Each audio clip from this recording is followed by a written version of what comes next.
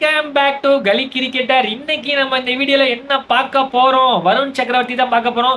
S, அவர் of course இந்தியாக்காக T20 ஜோடியில வேற லெவல்ல bowling போட்டாரு. சாம்பியன் டிராஃபி ஜெயிச்சதுக்கு அவர் ஒரு முக்கிய காரணம் தான் சொல்லணும். நமக்கு ஹெட் தூக்கி கொடுத்தது அவர் தான். அதெல்லாம் மறக்க முடியாது. அவரை பத்தி பயோபிக் ரெடி பண்ணலான்னு பார்த்தோம். சாட் ஜிபிடி கேட்கும்போது அது சொன்னுச்சு, அவர் 1991 ஆகஸ்ட் 29 பிறந்திருக்காரு. அவர் எங்க பிறந்தாரு அப்படின்னா கர்நாடகாவில் பிறந்தாராங்க. எஸ், அஃப்கோர்ஸ் வளர்ந்தது எல்லாம் சென்னையிலலாம், அதுக்கப்புறம் ஃபுல்லாக சென்னையில் இருந்தார். ஆனால் அவர் பிறந்தது கர்நாடகாவில். அவங்க அப்பா வந்து பிஎஸ்என்எல் எம்ப்ளாயி போல இருக்குது. அதுக்கப்புறம் அவர் ஸ்கூல் டீம், அதாவது ஸ்கூலில் வந்து கிரிக்கெட் ஆடிக்கும் போது அவர் விக்கெட் கீப்பராக ஆடினாராம். எஸ், அவர் வந்து ஒரு ஃபாஸ்ட் பவுலராக இருந்து அதுக்கப்புறம் வந்து ஸ்பின்னர் ஆனாலும் நமக்கு தெரிஞ்சிருக்கும். இது பெரும்பாலும் தெரிஞ்சிருக்காரு. அவர் வந்து ஸ்கூலில் வந்து விக்கெட் கீப்பிங் பண்ணிட்டு இருந்தாராம். ஸ்கூலுக்கு அப்புறம் வந்து கிரிக்கெட் மேக்ஸிமம் அப்படியே குறைச்சிக்கிட்டு கம்மி பண்ணிட்டு அவர் ஸ்டடியில் வந்து கவனம் செலுத்த ஆரம்பிச்சாராம். அவர் ஆர்கிடெக்ட் படித்தார், ஆர்கிடெக்ட் இன்ஜினியரும் கூட. அதுக்கப்புறம் 25 வயசுலேருந்து மறுபடியும் நம்ம கிரிக்கெட்டில் வந்து கிரிக்கெட் தான் நம்ம பேஷன், கம்பேக் கொடுக்குன்னு சொல்லிட்டு வந்தாரு. அதாவது பார்த்தீங்கன்னா 2017 வந்து அவர் கிரிக்கெட் ஆடினாரு. 2017 முடிய அவர் வந்து ஃபேஸ் பவுலராக இருந்தார். அதுக்கப்புறம் காலில் அடிபட்டு அவர் ஸ்பின்னராக மாறிட்டாரு. அவரு 2018 டிஎன்பியில் ஆட ஆரம்பிச்சாரு. 2018 மதுரைக்காக ஆடினாரு.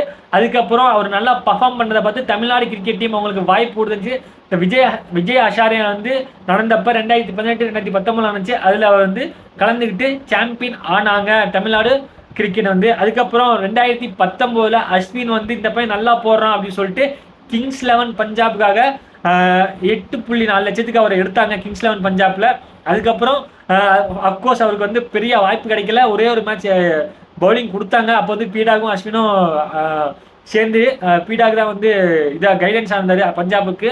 அந்த மேட்ச் அவருக்கு வந்து சரியாக போகலை. அதுக்கப்புறம் 2019 20 கிரிக்கெட் ஆடினாரு ஐபிஎல்லுக்காக. 2021 தான் அவர் பீக் ஆனார்னு சொன்னோம் கேகேஆரில். அதாவது 20 விக்கெட் எடுத்தார் 2021. எஸ், அஃப்கோர்ஸ் நமக்கு தெரியும் T20 வேர்ல்டு கப் நடந்துச்சு.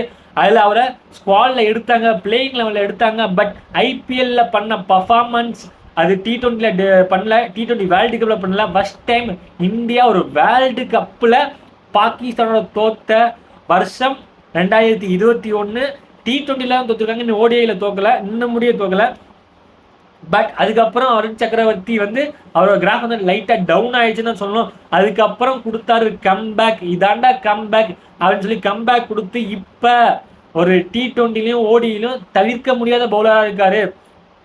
அவர் வந்து T20 ஜூலை 25 2021 தான் டெபியூட் ஆனார். ஓடிஐயில் பிப்ரவரி 2025 தான் ஓப்பன் பண்ணார். எஸ், அஃப்கோர்ஸ் சாம்பியன் டிராஃபியில் தான் ஆட ஆரம்பித்தார். அதுக்கப்புறம் அந்த சாம்பியன் டிராஃபியில் டைட்டில் அடிக்க முக்கிய காரணமாக இருந்தாலும் வருண் சக்கரவர்த்தி. இந்த வீடியோ பிடிச்சா லைக் பண்ணுங்கள், கிரிக்கெட் பார்க்குறவங்க ஷேர் பண்ணுங்கள், மறக்காம நம்ம சேனலை சப்ஸ்கிரைப் பண்ணுங்கள். Thank you guys.